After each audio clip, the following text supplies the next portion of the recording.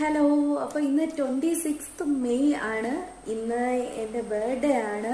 അപ്പോൾ ഇന്ന് ബർത്ത്ഡേ ആയിട്ട് നമുക്ക് ഇത്രയും പ്രായമൊക്കെ ആയില്ലേ, വേറെ ആഘോഷങ്ങളോ കാര്യങ്ങളോ അങ്ങനെ ഒന്നുമില്ല, കൊച്ചു കുട്ടിയൊന്നും അല്ലല്ലോ. അപ്പോൾ ബർത്ത്ഡേ എന്ന് പറയുമ്പോൾ നമുക്ക് അങ്ങനെ ഭയങ്കര സ്പെഷ്യലായിട്ടുള്ള ഡേയോ ഒന്നുമല്ല. ഞാൻ എന്നത്തെയും പോലെ രാവിലെ എഴുന്നേറ്റു, ക്ലാസ്സിന് പോയി, ഫുഡ് കഴിച്ചു, ക്ലാസ്സിന് പോയി, തിരികെ വന്നു. ഇവിടെ ഭയങ്കര നല്ല മഴയാണ്. ഞാൻ ഇന്ന് വീട്ടിൽ കാര്യമായിട്ട് ഞാൻ മാത്രമേ ഇന്ന് ഉച്ചയ്ക്ക് ഫുഡ് കഴിക്കാനുള്ളൂ. അപ്പോൾ ഹസ്ബൻഡ് മോനൊന്നും ഇന്ന് ഉച്ചയ്ക്ക് കഴിക്കാൻ വേണ്ടിയിട്ടില്ല. അപ്പോൾ അതുകൊണ്ട് ഞാനിന്ന് കാര്യമായിട്ടൊന്നും ഉണ്ടാക്കിയിട്ടും ഒന്നുമില്ല. ഒരു സ്പെഷ്യാലിറ്റിയും ഇന്നില്ല. അപ്പോൾ ക്ലാസ് കഴിഞ്ഞ് ഇറങ്ങിയപ്പോൾ ഇതൊരു ബർത്ത്ഡേ അപാരതയാണ് കേട്ടോ.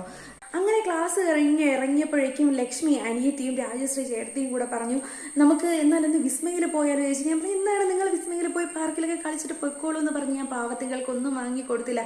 പിന്നീട് അവർ പോയപ്പോൾ എനിക്ക് വിഷമം തോന്നി കേട്ടോ, വാങ്ങിക്കൊടുക്കാൻ പറ്റാത്തതില്ല. അത് കഴിഞ്ഞിട്ട് ഞാൻ ബസ് കാത്ത് നിന്നു. ബസ് സ്റ്റോപ്പിൽ നിന്നപ്പോഴേക്കും അങ്ങനെ സ്ഥിരം വരാത്ത ഒരു നമ്പറിൽ നിന്ന് വീണ്ടും കോൾ വന്നു. അങ്ങനെ നമുക്ക് ഡെയിലി വരുന്ന നമ്പർ അല്ലല്ലോ. അപ്പോൾ നോക്കിയപ്പോൾ കുമാർ ചേട്ടനാണ്. കുമാർ ചേട്ടൻ എന്താണ് ചേട്ടാന്ന് ചോദിച്ചപ്പോഴേക്കും പറഞ്ഞു, കുഞ്ഞമ്മ ചിലവ്. ഞാനങ്ങനെ പിന്നെ ചേട്ടൻ്റെ മോളാണ്, ഞാൻ അവളുടെ മാർക്കും റിസൾട്ട് വന്നതിനെ കുറിച്ചൊക്കെ ചോദിച്ചോ അവളെ ടെൻഷൻ എടുപ്പിച്ച് നൈസായിട്ട് ഞാനിങ്ങ് ഊരി വന്നു. അതിനുശേഷം ഞാൻ വീട്ടിൽ വന്നു. വീട്ടിൽ വന്നു കഴിഞ്ഞ് കുറച്ച് സമയം കഴിഞ്ഞത് ഗണേഷിന്റെ ഒരു കോള്.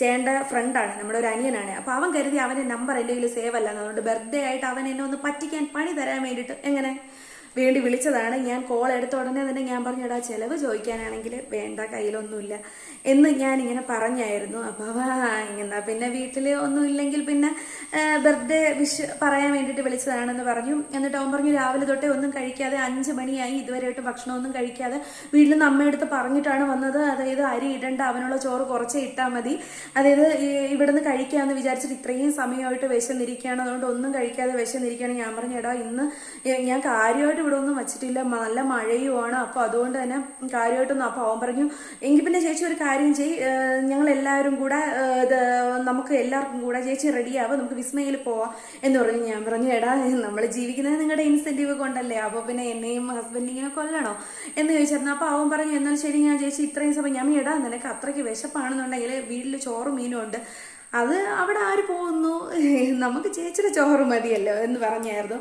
അങ്ങനെ അവൻ ഇപ്പോൾ അവിടെ നിന്ന് അതായത് റിസൈൻ ചെയ്തിട്ട്, ഓഫീസിൽ നിന്ന് റിസൈൻ ചെയ്തിട്ട് വേറൊരു സ്ഥലത്തോട്ട് പോകാൻ വേണ്ടി ഇരിക്കുകയാണ് ജോലിക്ക്. അപ്പം ഞാൻ കരുതി അവന് ശല്യം കുറച്ചൊന്ന് കുറയുമായിരിക്കും എന്ന് വിചാരിച്ചു. അങ്ങനെ അഭാവം പറയുവാണ്, ഇല്ല ദൂരോട്ടൊന്നും അല്ല, നമ്മുടെ വീടിൻ്റെ തൊട്ടടുത്ത് തന്നെയാണ്, കാട്ടാക്കട തന്നെയാണ് ജോലി ചെയ്യാൻ വേണ്ടി വരുന്നത്. അപ്പോൾ ഇനി മുതൽ അമ്മയുടെ അടുത്ത് അരി കുറച്ചിടാൻ പറഞ്ഞിട്ട് അവനുള്ള ചോറ് വേണ്ടാന്ന് പറഞ്ഞിട്ട് ഞാൻ എന്ന് ഇടുന്നതിൽ അരി കുറച്ച് കൂടുതൽ ഇട്ടിട്ട് അവൻ ഡെയിലി ഇവിടെ വന്ന് ഉച്ചയ്ക്ക് ചോറ് കഴിച്ചു